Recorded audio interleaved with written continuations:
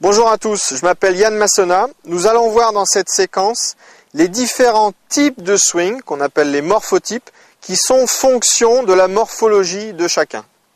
Laissez-moi vous expliquer les trois différents morphotypes.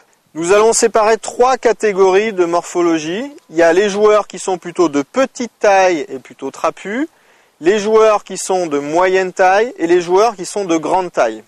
Pour les premiers, ceux qui sont de petite taille, je vais prendre un exemple par exemple de joueurs comme Jan Woosnam.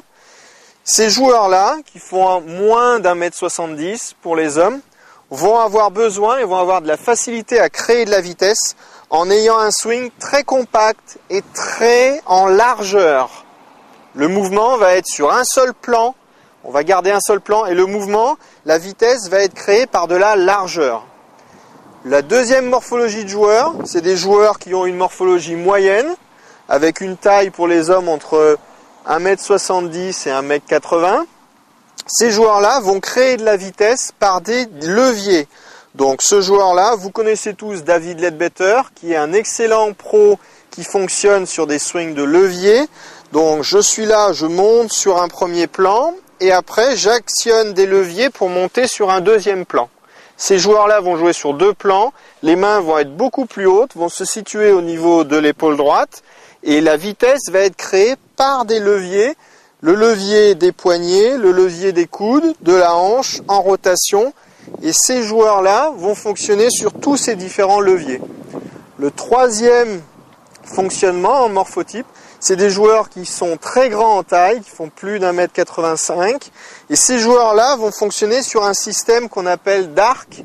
Et ce système d'arc est un système où le joueur va amener les mains très très hautes pendant le backswing et va créer de la vitesse grâce à un arc le plus large possible. Il va profiter de sa taille pour que le swing soit sur un arc le plus grand possible, le plus haut possible, et c'est cette hauteur qui va créer de la vitesse. Je vais reprendre avec vous les trois différents morphotypes et choisissez le morphotype qui correspond à votre morphologie. Petit, trapu, tonique, sportif, là, vous allez créer de la vitesse par de la largeur dans votre swing et vous fonctionnez sur un seul plan.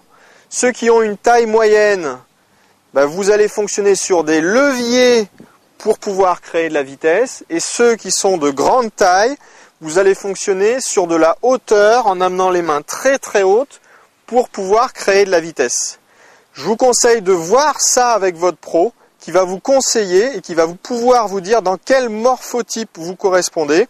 L'objectif de ça, c'est que le fonctionnement et la façon dont vous créez la vitesse correspondent à votre capacité physique, à la fois par votre morphologie et aussi par rapport à la façon dont vous fonctionnez.